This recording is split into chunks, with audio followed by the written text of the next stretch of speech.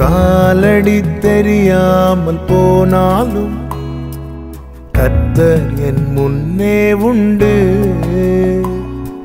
சமுத்திரம் ஒதுக்கி வழி காட்டுவார், நம்பி நான் முன் செல்லுவேன். சமுத்திரம் ஒதுக்கி வழி காட்டுவார், நம்பி நான் முன் செல்லுவேன். இயேசுவை நம்புவேன், நாளெல்லாம் நான் பின்பற்றுவேன். என்னை அவரிடம் ஒப்படைத்தேன், வெட்கப்பட்ட. இன்றைய வாக்குத்தத்த வசனம்.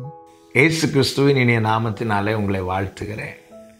கிருபையாய் இந்த நாளை காண செய்த தேவன் வேண்டிய எல்லா சுகம் பலன் தந்து நடத்துவாராக. அப்போஸ்தலர் 22வது அதிகாரம் 16வது வசனம்.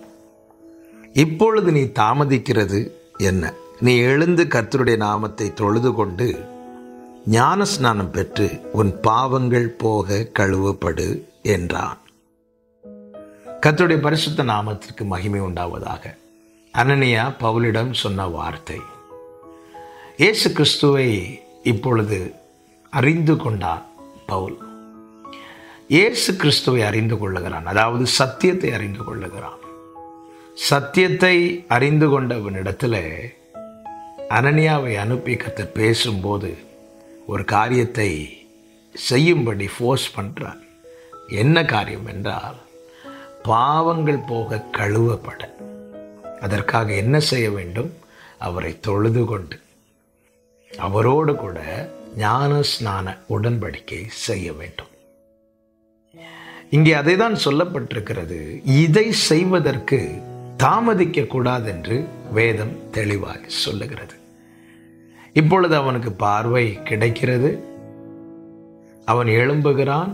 அவனிடத்தில் இந்த காரியத்தை செய்ய அனனியாவை கொண்டு தேவன் வலியுறுத்துகிறார். இதை செய்ய தாமதிக்க கூடாது என்று சொல்லுகிறார். என கேட்கிற அன்பு சகோதரா சகோதரி, கிறிஸ்தவர்கள் என்ற பெயரில் இருக்கிறோம் நம்மில் அநேகர். எத்தனை பேர் உண்மையான ரட்சிப்பை பெற்று அவரோடு கூட ஞான ஸ்நான உடன்படிக்கை செய்திருக்கிறோம்? ஞான ஸ்நானம் என்பது ஒரு குறிப்பிட்ட டினாமினேஷனுடையது அல்ல, அது வேதம் காண்பிக்கிற மார்க்கம். ஆண்டவராக இயேசு கிறிஸ்து தனது 30வது வயதில் ஊழியத்தை துவங்கும் போது அவர் முதலாவது செய்தது அந்த ஞான ஸ்நான உடன்படிக்கை செய்கிறார். அவருக்கு செய்ய வேண்டிய அவசியம் இல்லை, ஆனால் அதை நாம் செய்யும்படியாக நமக்கு மாதிரியாய் வைக்கிறார்.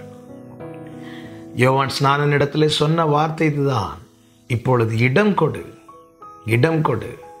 இப்படி எல்லா நீதியையும் நிறைவேற்ற வேண்டியது நமக்கு ஏற்றதா இருக்கிறது.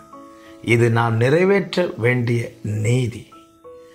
ஞான ஸ்நான உடன்படிக்கை செய்த போது வானம் திறக்கப்பட்டதை மத்தேயு 3வது அதிகாரத்தில் பார்க்கிறோம். திறக்கப்பட்டு என்ன சத்தம் உண்டானது? இவர் என்னுடைய நேசகுமார், இவரில் நான் பிரியமாய் இருக்கிறேன் என்ற சத்தம் உரைத்தது. ஞான ஸ்நான உடன்படிக்கை செய்து கொள்ளும் போது அந்த பரலோக உரிமை நமக்கு கிடைக்கிறது. விசுவாசம் உள்ளவனாகி ஞான ஸ்நானம் பெற்றவன் ரட்சிக்கப்படுவான் என்று மார்க் 16 கடைசியிலே நாம் பார்க்கிறோம். இதை செய்ய ஒருபோதும் தாமதியாதிருங்கள். எப்பொழுது ஞான ஸ்நானம் எடுக்க வேண்டும்? ரட்சிக்கப்பட்ட பிறகு, மனம் திரும்பின பிறகு, தன் பிழைகளை உணர்ந்து தன் பாவங்களை அறிக்கையிட்டு அவருடைய இரத்தத்தாலே கழுவப்பட்ட பிறகு இந்த உடன்படிக்கை எடுக்க வேண்டும். இதைதான் வேதம் நமக்கு வலியுறுத்துகிறது. ரட்சிக்கப்பட்டவர்கள் யோவான் ஸ்நானன் காலத்திலே மனம் திரும்புதலுக்கென்று ஞான ஸ்நானம் எடுத்தார்கள். அதை தான் இயேசு கிறிஸ்துவின் நாட்களிலும் தொடர்ந்தது. சீஷர்களிடத்திலே ஆண்டவராகிய இயேசு கிறிஸ்து உயிர்த்தெழுந்து எடுத்துக்கொள்ளப்படுவதற்கு முன்னே சொன்ன வார்த்தை என்ன? நீங்கள் எல்லா இடத்திலும் போய் இந்த சுவிசேஷத்தை பிரசங்கித்து அவர்களை சீஷராக்கி அவர்களுக்கு பிதா குமாரன் பரிசுத்த ஆவியின் நாமத்தினாலே ஞான ஸ்நானம் கொடுத்து நான் உங்களுக்கு கட்டளையிட்ட இந்த உபதேசங்கள் யாவையும் கை கொள்ளும்படி அவர்களுக்கு சொல்லுங்கள் என்று கட்டளையிட்டார். கர்த்தருக்கு மகிமை உண்டாவதாக. இன்னும் ஞான ஸ்நானம் பெறாமல் யாராவது இதை கேட்டுக்கொண்டிருப்பீர்களே, ஆனால் வருடம் போகட்டும், அடுத்த வருடம் பார்த்து கொள்ளலாம் என்று சொல்லி ஒருபோதும் தாமதியாதிருங்கள். இது மிக மிக அவசியம். பவுல் பார்வை அடைந்ததும் உடனே போய் ஞான ஸ்நானம் எடுத்துக்கொண்டார். ஞான ஸ்நானம் மிக அவசியம். அப்போஸ்தலர் 8வது அதிகாரத்தில் கந்தாகிய ராஜஸ்திரியின் மந்திரி ஏசாயா நிருபத்தை வாசித்து கொண்டு போய் கொண்டிருக்கும் போது ஆவியானவர் பிலிப்புவை கொண்டு சேர்க்கிறார். அங்கே அந்த நிருபம் விளக்கி காண்பிக்கப்பட்ட போது கிறிஸ்து வெளிப்பட்டதை நாம் அப்போஸ்தலர் 8வது அதிகாரத்தில் பார்க்கிறோம். அதனுடைய முடிவு எப்படி இருந்துச்சு தெரியுமா? அது எங்கே வழிநடத்தப்பட்டது தெரியுமா? ஞான ஸ்நானத்துக்கு நேராக. அவன் ஞான ஸ்நானம் பெற்று கரையேறின போது ஆவியானவர் பிலிப்புவை எடுத்து கொண்டு போனார். அந்த ராஜஸ்திரியின் மந்திரியோ சந்தோஷமாய் தன் வழியே போனான். ஞான ஸ்நானம் மிக மிக அவசியம் ஆனது. எனவே இன்னும் இயேசுவை அறிந்தும் கிறிஸ்தவள் என பெயர் பெற்றும் ஞான ஸ்நானம் எடுக்காமல் யாராவது தாமதித்து கொண்டிருப்பீர்களே, ஆனால் கர்த்தர் இந்த நாளிலே பேசுகிற வார்த்தை இதுதான். இப்பொழுது நீ தாமதிக்கிறது என்ன? ஞான ஸ்நானம் பெற்று உன் பாவங்கள் போக கழுவப்படு. கர்த்தருடைய வருகை சமீபமாக இருக்கிறது. நாளை தினம் நமக்கு தெரியாது.